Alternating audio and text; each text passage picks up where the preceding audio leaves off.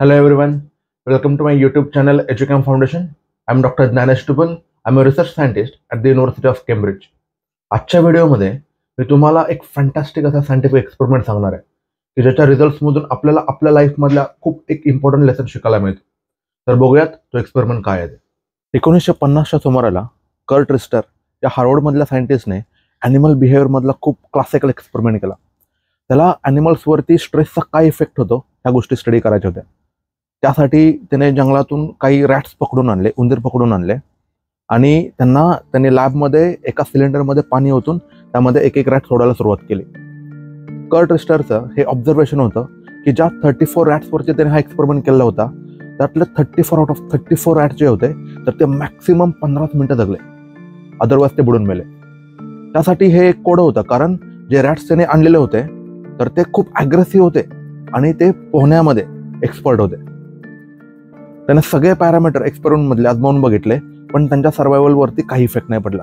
तर कर्ट रिस्टरने याचं कन्क्लुजन असं दिलंय: The situation of these rats scarcely seems one demanding fight or flight. It is rather one of hopelessness. This reaction of hopelessness is shown by some wild rats very soon after being grasped in the hand and prevented from moving. They seem literally to give up. Give up याचा अर्थ असा की ज्या उंदरांना त्यांनी जंगलातून पकडून आणलेलं होतं आणि त्यांना लॅबमध्ये ज्यावेळी त्यांना पाण्यामध्ये सोडलं तर त्यावेळी त्या उंदरांच्या मनामध्ये एक गोष्ट तयार झाली की आता या परिस्थितीतून आपली बिलकुल सुटका नाही. आणि त्याच वेळी त्यांनी काय केलं, गिव्ह अप केलं आणि परिस्थितीला धगाडायचं त्यांनी बिलकुल सोडून दिलं. आणि त्याच्यामुळेच त्यांची जी इच्छाशक्ती होती जी कमी पडली आणि त्याच्यामुळे त्यांना मृत्यू झाला. त्यानंतर कर्ट रिस्टरने एक्सपेरिमेंटमध्ये थोडासा चेंज केला.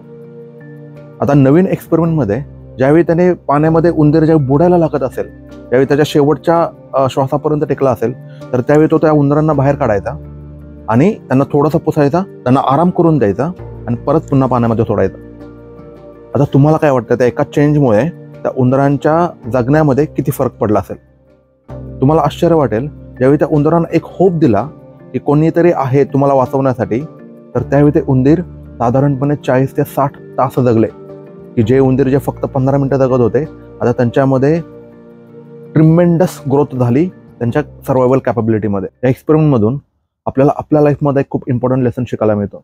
तो म्हणजे ज्यावेळी आपल्याला असं वाटायला सुरुवात झाला असेल की आता आपल्या या खडतर परिस्थितीतून आपली बिलकुल सुटका होणार नाही आहे, तर त्यावेळी आपल्याला आपल्या आयुष्यामध्ये घडलेल्या छोट्या गोष्टी असतात की त्या आपल्याला एक छोटासा होप देऊन जातात. त्या गोष्टी काही असू शकतात.